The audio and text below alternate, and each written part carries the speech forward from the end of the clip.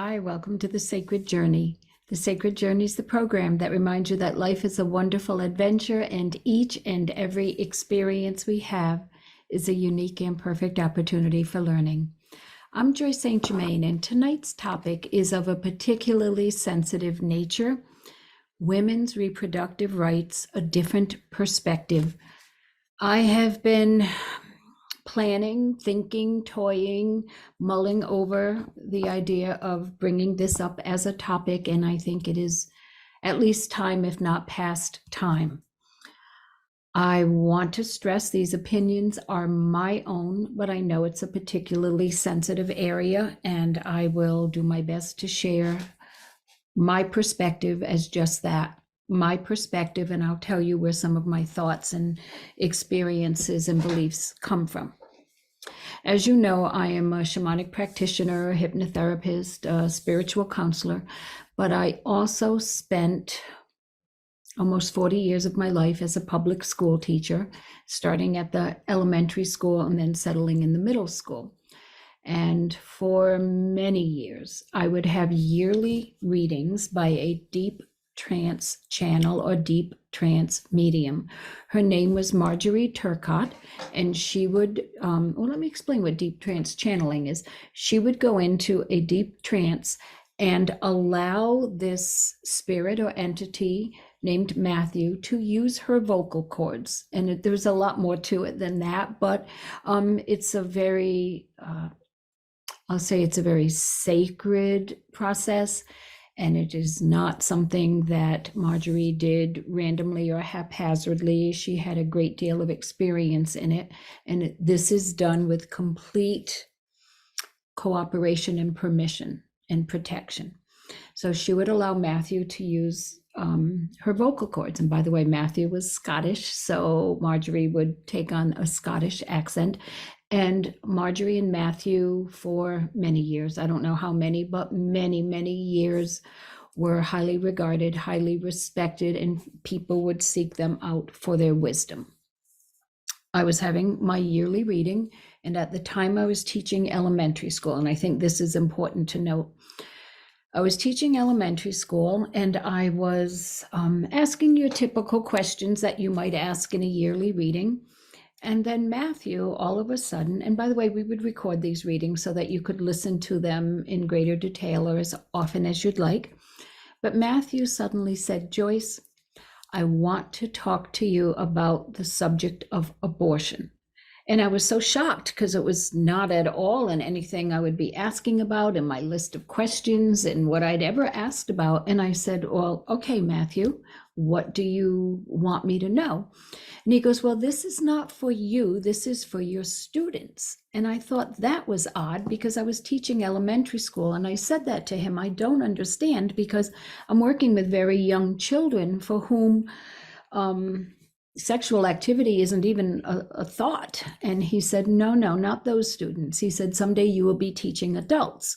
And that's very important, that what I'm about to share with you is something that you remember and take the time and the opportunity to share when it's appropriate. And I knew that was never going to be in a school setting. So I knew that something in my life was going to change. And I've been doing readings and spiritual counseling now for, I want to say, about 40 years. So it certainly has come to pass that I am working with adults.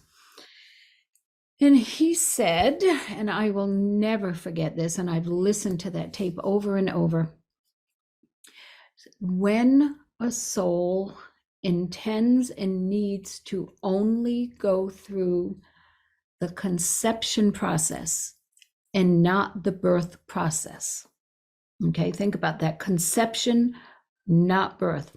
That soul reaches out to that woman on a very high level. Neither of them have this, oh yeah, we're going to sit down and have a chat. And the woman, especially who's still in the flesh, does not have a recollection or memory of it because it happens on a very high plane.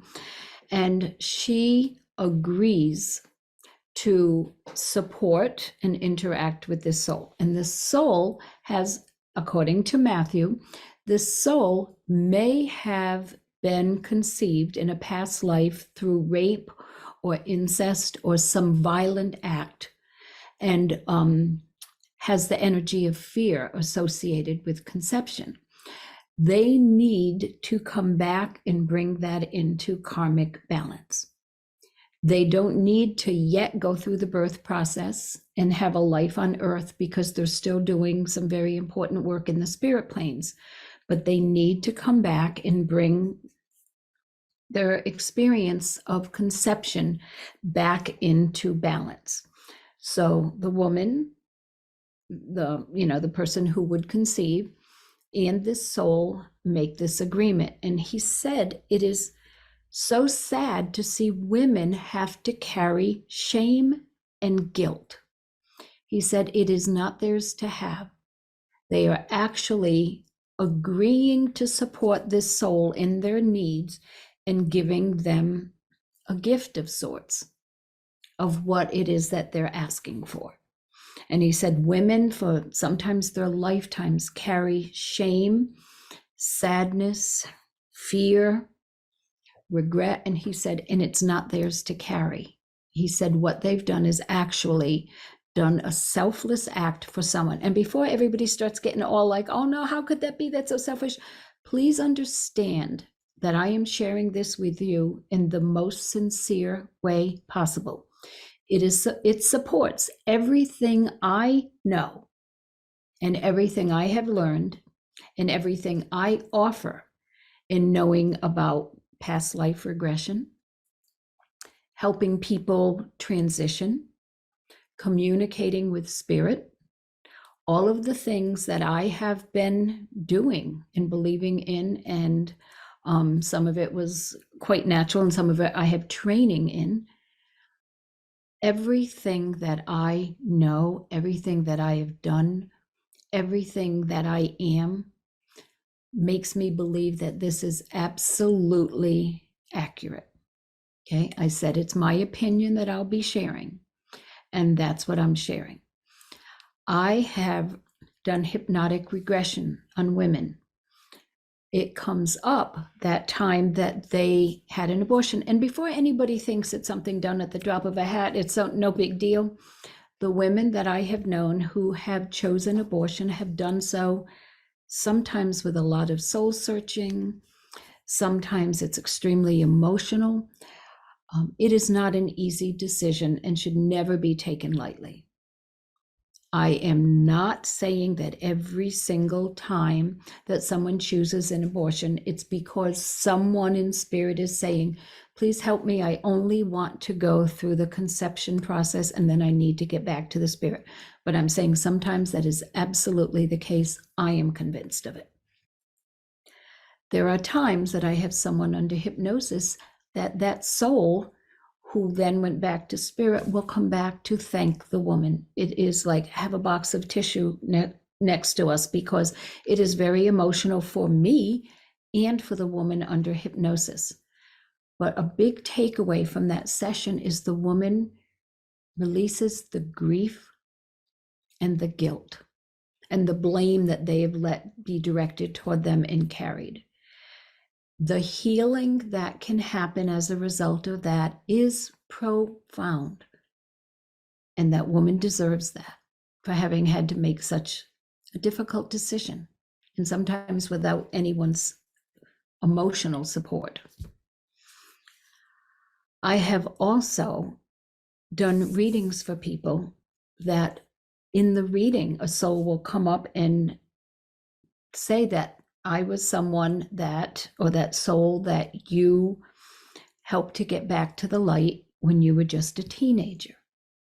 How would I know this? It comes up in a reading because this soul tells me so, and then the woman confirms and validates that that is absolutely true at that age or at that time she chose to have an abortion. Let me now do a little sidetracking and say that when I look at a woman's energy field, and I'm focusing on women right now, but for anyone's energy field, I can often tell if there is trauma in it, and if it's trauma around the reproductive organs or around the womb or around the ovaries, whatever it is, I can often tell. And sometimes I will ask that question: have you ever had an abortion, a stillborn, or a miscarriage? I don't think I've ever asked that question and had a woman say, no, I haven't, because it shows up in the energy field. And sometimes we can do a healing process of helping bring back into balance. Okay, bring back into balance. That's so important. We help them to bring back into balance the energy of that time in place. And they can see that this soul was given a gift. The soul was given the gift of being able to go back into spirit without the trauma of having been conceived in a violent fashion. Matthew said the same thing holds true with a stillborn or a miscarriage. He said sometimes that soul decides to stay longer because there's some opportunities for learning, especially in a family where they feel loved or an environment that they feel valued. That might be really important to them, but they still have some unfinished, I hate to use the word business, but incomplete work and learning that they have to go back into spirit to do. So it is heartbreaking for a family, for a woman, for a relationship, to have a miscarriage, to have a stillborn. But sometimes there is a bigger spiritual picture that at times knowing this can bring healing. And I'm not pretending it makes the pain go away, but sometimes it can bring healing through understanding that there was a much bigger picture than was made available at the time. So I hope that sheds a little bit of light on the concept or the spiritual perspective of abortion, stillborn, miscarriage. There's tons more that could be spoken about, and I'd love to get into a dialogue sometime, and not a monologue, but right now this is the best I can offer you, and I do it from the heart. Now, something is going on politically, and I will not get political. I am just bringing to light what everybody knows. There are two parties that have different views about this, and that's fine. You know, we need to have healthy debate about things. But please understand that sometimes it is not about a woman's health, and it's not about reproductive rights. It is about women's rights and control. Okay? Stating my opinion. I know I'm not the only one with this opinion, but I'm stating it on my own behalf, not representing anyone else. Women, I believe, should have the right to do as they please with their body, as long as it is understood that it is an honor and a blessing and a privilege to be given a body to house your spirit. That goes along with treat it well, abstain from drugs, alcohol, harmful things, feed it in a healthy way, nourish it with meditation, yoga, tai chi, nourish it energetically, exercise, get the right amount of sleep, breathe clean air, do all those things that go along with the responsibility of being gifted or blessed with a healthy body. Okay, so I'm not saying take it for granted, but I'm saying then your body, especially if you have been responsible, your body is yours. When in these days, in this year, in this time, in this century, rights are being removed, that is cause for alarm. When a right that has been on the books for 50 years is suddenly taken away, red flags should be going up. Why would anyone take human rights away? It happens to be from women in particular, but it affects men. It affects families. It affects more than women, but women are the one whose bodies are being controlled and rights are being taken away. Since I'm here to give my opinion, you can turn me off if you'd like, if you don't like my opinion, but if you've listened this far, thank you for that respect. You don't have to agree with me, but I'm grateful that you're listening. If someone has said, And there's two judges on the Supreme Court that declared that they would not try to overturn, and I know they used a different legal term, doesn't matter, Roe v. Wade, because it is a law, and then turned around and did that. That is alarming to me, that someone would use a position so high in our country that they would lie to get in place to then do the very thing they promised not to do. I think that tears away at the fabric of democracy. And you know, I'm not a really politically vocal person. So for me to come here on TV to be a little bit vocal about politics, you know, I must feel very strongly about it. And I do. I've always looked to the Supreme Court as, you may not always agree, but you can always be respectful of the decisions because you know that they were made with a good and kind heart, or for the highest and greatest good, or in a genuine, authentic, and honest way.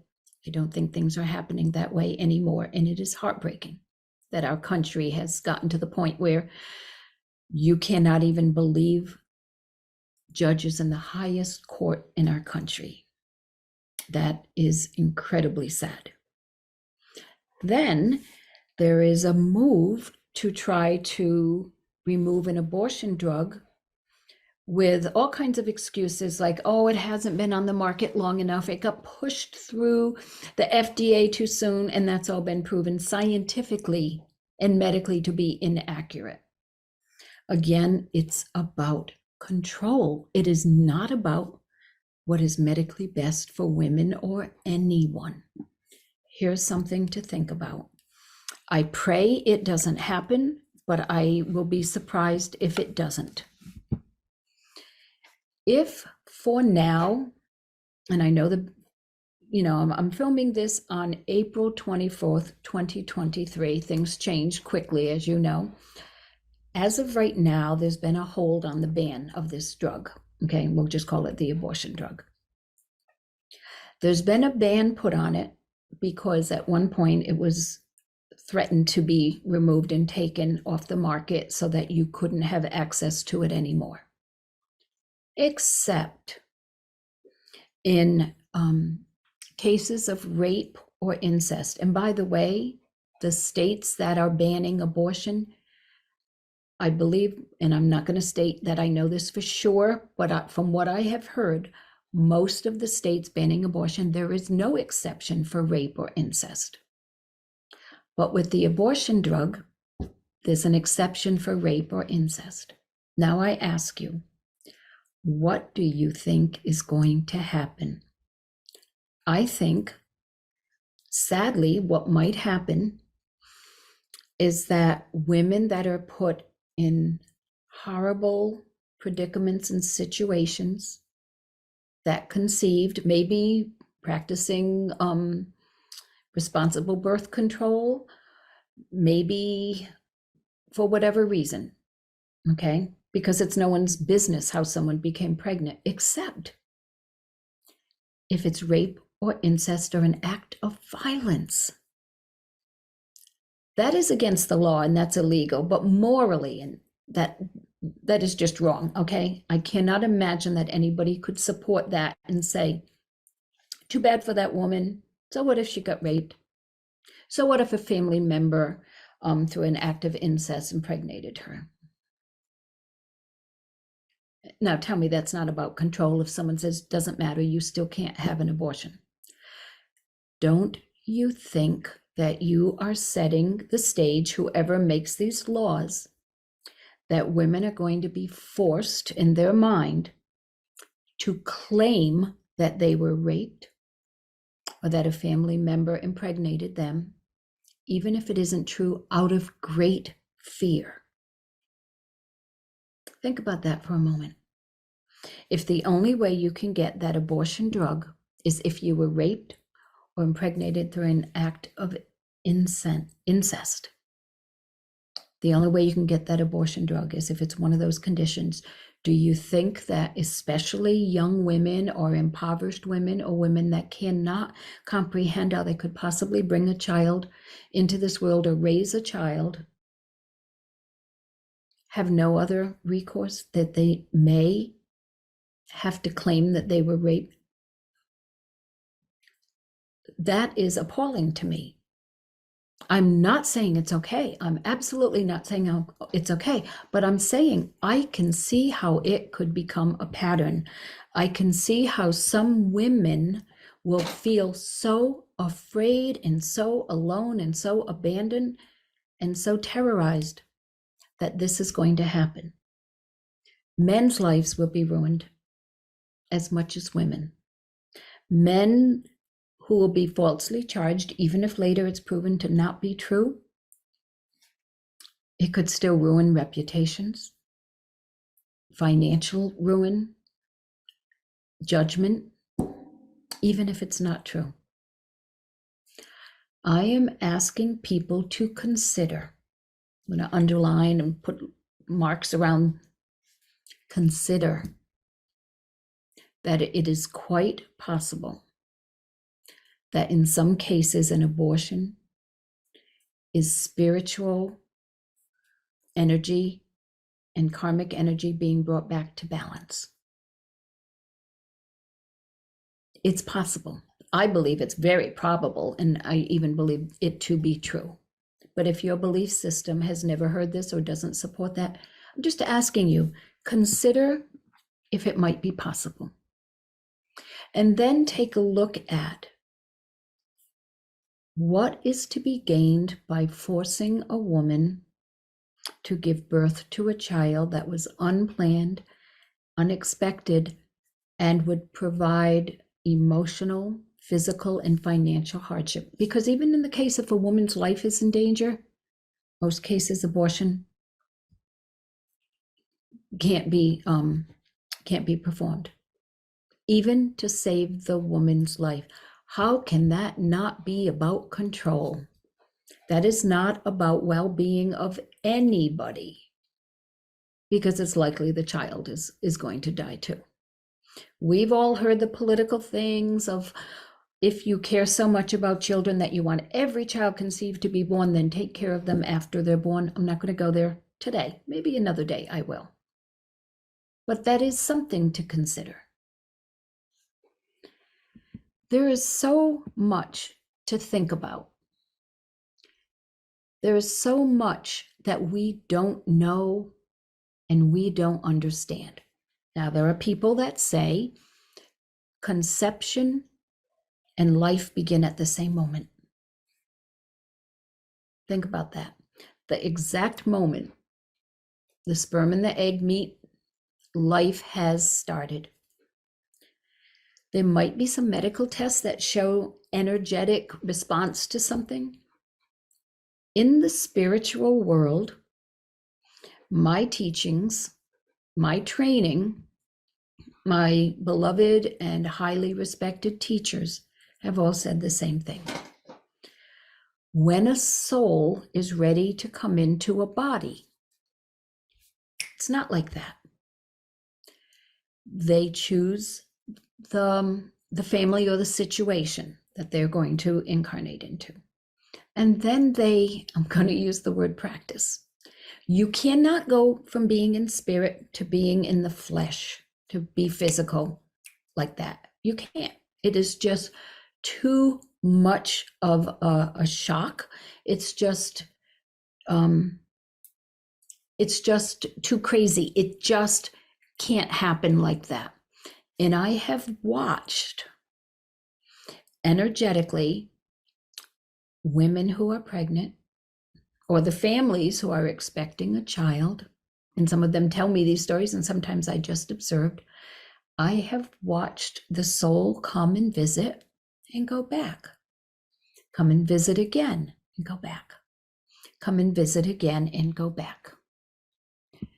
Guess what? That's the same thing that happens when we're getting ready to die, when we're getting ready to leave our bodies. We leave for a little while, we come back. You leave for a little while, we come back. because we can't go from being in the flesh to being in spirit too abruptly and too suddenly.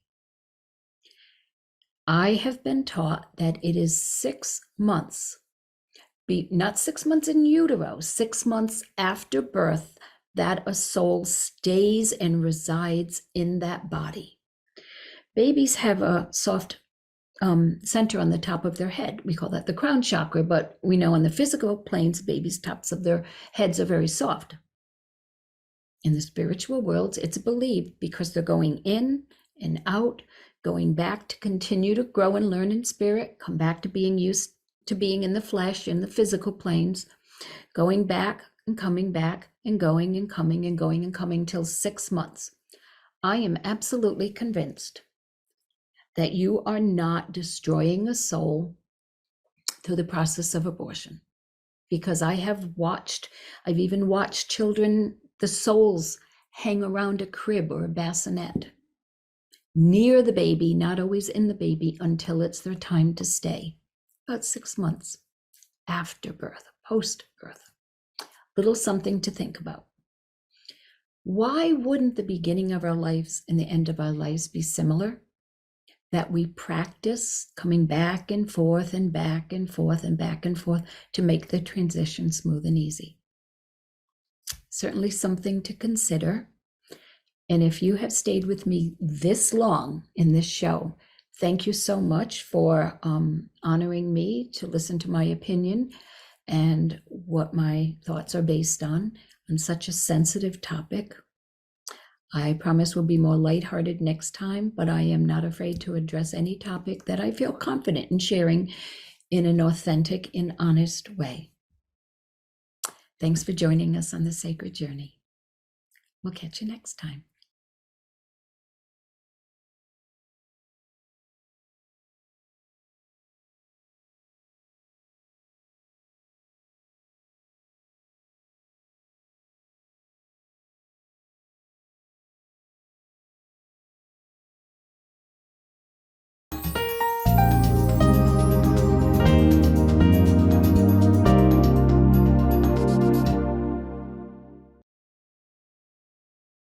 The Saybrook Fish House in Canton has been serving fresh seafood, chicken, and steak entrees for 34 years, offering 3 cozy dining room settings, a newly renovated pub with craft beer, wine by the glass, specialty cocktails, and a lighter fare menu. Open for lunch and dinner 7 days a week.